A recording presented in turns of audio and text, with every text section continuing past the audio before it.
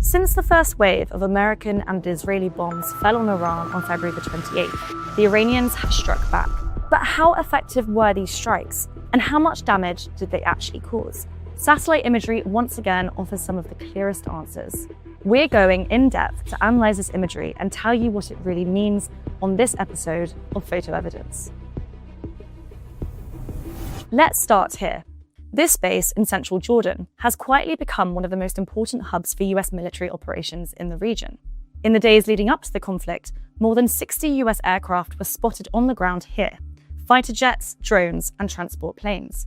That's around 3 times the base's usual level. Among the aircraft visible were some of the most advanced in America's arsenal, including F-35 stealth fighter bombers. Also spotted were F-16 fighter bombers and F-15 air superiority fighters. This is clearly more than just a logistics base. Taken together, those aircraft represent the tip of the American spear meant to pierce Iran's air defenses. Some were seen parked in the open, others likely contained in aircraft shelters hidden from satellite view. The base sits more than 500 miles from Iran, far enough to put it beyond many of Iran's shorter-range weapons. And yet, the base was hit several times in the opening days of the war. One of the most significant hits, shown here in this image from March the 2nd, took out a key installation on the base, a THAAD missile defense battery. Each one of these is estimated to cost up to $1 billion. THAAD, which stands for Terminal High Altitude Area Defense, is a key part of the American air defense umbrella, designed to protect high-value bases, such as this one. You might have heard of Patriot missiles. Well, THAAD is designed to work alongside them. While the Patriots are designed to take down aircraft, cruise missiles, and shorter-range ballistic missiles, THAAD deals with the high-flying, long-range ballistics. In other words, exactly the kind of missiles Iran would need to fire at this base because of how far away it is. The system split across 5 40-foot trailers which house things like radar, missiles, and launcher, all of which appear to be damaged. 2 large blast sites are visible, suggesting it took multiple hits to destroy the battery. It's impossible to tell exactly what weapons were used from this image, but anecdotal evidence suggests Shahed drones were responsible. That is plausible. Anti-air sites like this were designed to spot high-flying, fast-moving missiles. They have a blind spot for slow-moving, low-flying drones. If that turns out to be true, then the strike is hugely significant. Drones worth an estimated $35,000 each were able to take out a $1 billion air defense battery. At the core of the THAAD system is a powerful radar, the AN/TPY-2, which on its own costs around $500 million. This is what was left of it after that strike. When operational, this is supposed to detect and track incoming missiles. Without it, the system is blind and cannot function. With the US only having 8 THAAD batteries worldwide, the destruction of even one has major operational implications.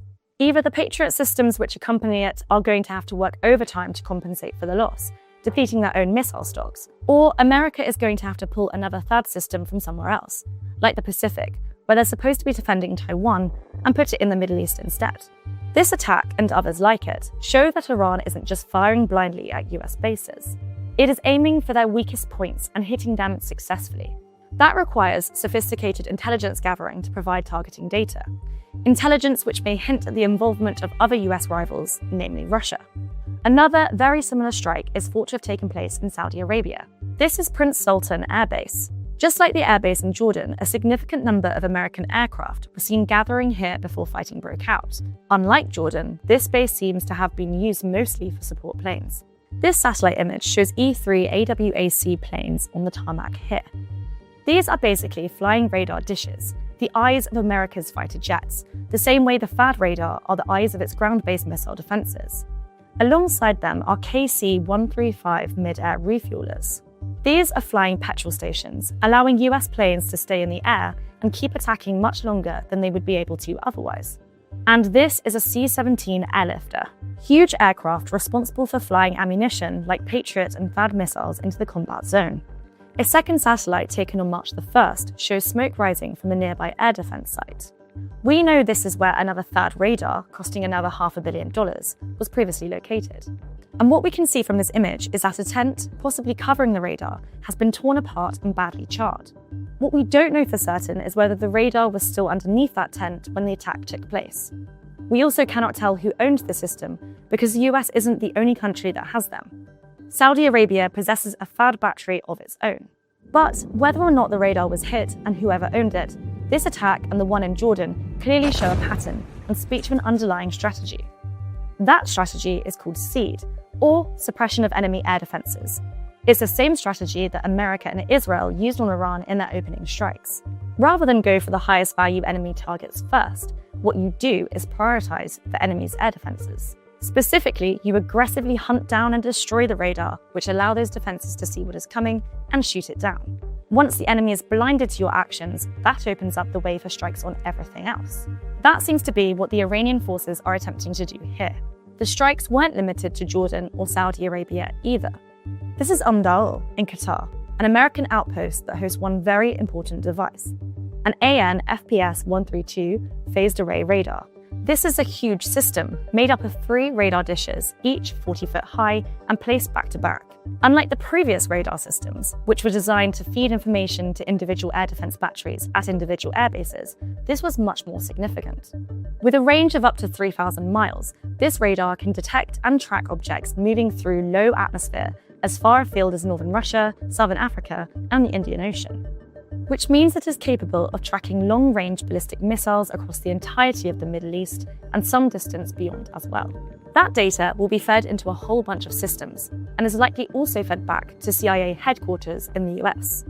In other words, damaging this radar doesn't just hurt America's defenses in the Middle East, it blinds it to what's going on in a significant portion of the planet. And it costs north of $1 billion. But that's exactly what Iranian forces managed to do. Satellite imagery taken on March the 3rd shows damage to one of the 3 radar plates at the site. The image reveals the radar's face badly damaged, with debris scattered across the roof of the main building. Water runoff from firefighting efforts is also visible, showing that the hit was not just kinetic. It involves explosives which started a fire, which burned for long enough that a significant amount of water was required to extinguish it. While it's impossible to tell from an image alone, it seems fair to conclude that the damage caused here is more than superficial. The site is far from destroyed, but its capabilities are likely significantly degraded. We can't tell from this image exactly what weapon was used to hit the radar either, but it is well within range of Iran's drones and missiles. Unlike the Jordan strike, this one appears precise. There is no blast damage surrounding the radar, so it is likely a single attack that did the damage. Yet another US base to be hit was 5th Fleet headquarters in Bahrain. Missiles and drones started falling on the naval base almost the moment the war started, and you may have seen footage of it. No prizes for guessing what was the target of these attacks. Radar once again. This satellite image shows the base before the attacks took place. Notice these 2 white circular structures up near the top of the image. These are radomes, so called because they're dome-shaped and are designed to cover sensitive radar dishes. What they do is protect the radar from the elements, wind, rain, and in the case of Bahrain, maybe sand, without interfering with the radar signals. Immediately, you can see that both of the radomes are missing from the image. One appears to have been destroyed by a very precise strike, probably the one caught on camera featuring the drone. There is a single blast crater with a blackened patch on the ground, likely carbon left behind by the fire the explosion caused.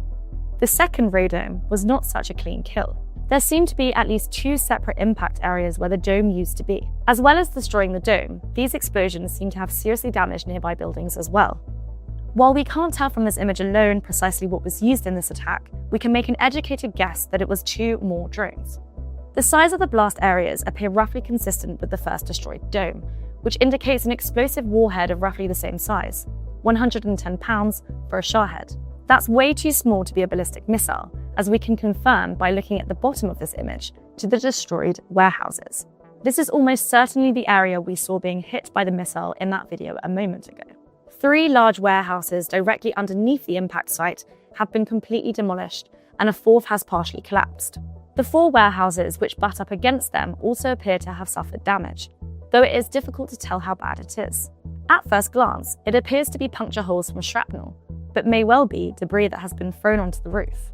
It is also difficult to say what, if anything, was being stored in these warehouses prior to the attack. Images from the ground also provide few clues, simply showing debris scattered around, though these images do seem to show damage to additional buildings aside from the radar domes and warehouses. What we can say with absolute certainty is that this was a much larger explosion than the ones which destroyed the radomes. Damage to this base is significant because the Fifth Fleet coordinates the activities of all US naval forces in the Middle East. Shaheeds are very good at evading anti-air defenses in this way. That's because US anti-air defenses were designed to spot and shoot down high-flying, fast-moving missiles. They are not very good at spotting low-flying, slow-moving drones. This creates a blind spot that the Shaheeds exploit. Their lack of sophistication compared to missiles, in a paradoxical way, makes them far deadlier. So far, we've seen evidence of two Iranian strategies running in parallel. Strike US radar, thereby hurting its ability to see and stop future attacks. And attack US command posts, thereby reducing its ability to prosecute the war. Both strategies that would be familiar to any military commander. But now we're about to see evidence of a third, less conventional strategy that is proving far more effective than either. This is the oil refinery in Ras Tanura, in Saudi Arabia, the largest and oldest in the region. When it's working, this site is capable of refining 500,000 barrels of oil every single day. It is therefore vital not just to the energy security of the region, but of the entire world. And on March 2nd, it came under attack by the Iranians. Here's the resulting damage. Scorch marks can clearly be seen on the ground in at least 3 sections of the plant.